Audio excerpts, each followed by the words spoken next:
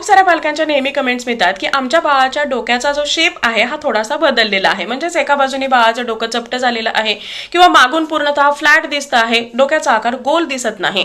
आणि त्यासाठी काय करायला हवं की जेणेकरून बाळाच्या डोक्याचा आकार हा गोल होईल. मार्केटमध्ये वेगवेगळ्या पिलो सुद्धा मिळतात, ज्यामध्ये डोनट पिलो आहे किंवा मेमरी फोम पिलो आहे, मस्टर्ड पिलो आहे. तर यापैकी कोणती पिलो बाळासाठी सेफ आहे किंवा कशा पद्धतीने ही वापरायची आहे. लक्षात घ्या, पहिल्या 2 वर्षापर्यंत बाळाला कोणत्याही प्रकारची पिलो वापरणं हे बाळासाठी अजिबात सेफ नाही. शिवाय अशा ज्या उषा आहेत हे कोणतीही गॅरंटी देत नाहीत की बाळाचं जे डोकं आहे हे प्रॉपर शेपमध्ये येईल किंवा फ्लॅट होण्यापासून प्रिव्हेंट होईल. मग तुम्हाला नक्की काय करायचं आहे, बाळाचं डोकं हे फ्लॅट होऊ नये यासाठी तुम्हाला पुढच्या काही गोष्टी फॉलो करणं गरजेचं आहे. ज्यामध्ये पहिली गोष्ट आहे ती म्हणजे बाळाला नेहमी एकाच पोझिशनमध्ये झोपवणं तुम्हाला टाळायचं आहे. नॉर्मली बाळ हा एका बाजूला डोकं करून खूप जास्त वेळ झोपत असेल तर त्या बाजूला डोकं हे चपटं होऊ शकतं, कारण बाळाची जी स्कल आहे ही अतिशय सॉफ्ट आहे आणि मोल्डेबल आहे. म्हणजे ज्या बाजूने जास्त प्रेशर पडेल तिथे बाळाच्या डोक्याचा जो शेप आहे हा बदलू शकतो किंवा चपटा होऊ शकतो.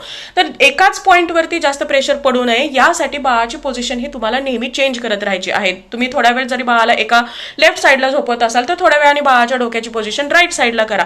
किंवा बाळाला जेव्हा तुम्ही खेळत असता तर त्यावेळी सुद्धा वेगवेगळ्या दिशेने बाळाला टॉयज दाखवा, जेणेकरून बाळ हा स्वतःहून त्याचं जे डोकं आहे हे इकडे तिकडे फिरवेल आणि एकाच पॉइंटवरती प्रेशर पडणार नाही. शिवाय जसं बाळाची नाळ पडते तर त्यानंतर तुम्हाला बाळाला टमी टाइम देणं सुद्धा गरजेचं आहे. जेव्हा जेव्हा बाळ हा कम्फर्टेबल असतो, जागा असतो, तर त्यावेळी बाळाला त्याच्या टमीवरती झोपवा, ज्यामुळे बाळाच्या शोल्डरमध्ये नेकमध्येही स्ट्रेंथ येईल आणि बाळाची जी डोक्याचा आकार आहे हा सुद्धा प्रॉपर राहायला मदत होईल. शिवाय तुम्हाला बाळाला अपराईट पोझिशनमध्ये धरणं सुद्धा गरजेचं आहे.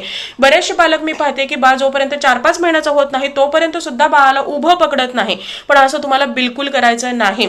मी माझ्या बाळाला अगदी पहिल्या दिवसापासून अपराईट पोझिशनमध्ये धरते आहे, मग ते ढेकर काढण्यासाठी असू द्या, बाळाला इकडच्या तिकडच्या गोष्टी दाखवण्यासाठी असू द्या. जेव्हा तुम्ही बाळाला अपराईट पोझिशनमध्ये पकडता तर त्यावेळी तो एक प्रकारचा बाळाला टमी टाइम होतो, बाळाने एक्स्ट्रा एअर जी स्वॉलो केलेली आहे ही बाहेर पडते आणि शिवाय बाळाच्या डोक्याचा आकार हा आपोआप गोल व्हायला मदत होते, कारण एकाच पॉइंटवरती खूप जास्त वेळ प्रेशर पडत नाही. सतत जर तुम्ही बाळाला पाठीवरती झोपवत असाल तर पाठीमागून सुद्धा बाळाचं डोकं जे आहे हे चपटं होतं.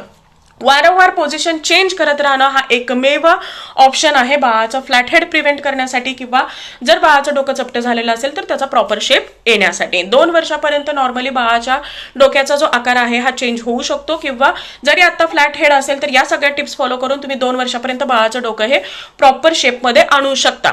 जर तुम्हाला असं वाटत असेल की खूप जास्त फ्लॅट हेड आहे किंवा काही ॲबनॉर्मल दिसतं आहे तर त्या केसमध्ये तुम्हाला डॉक्टरांची मदत घेणं गरजेचं आहे.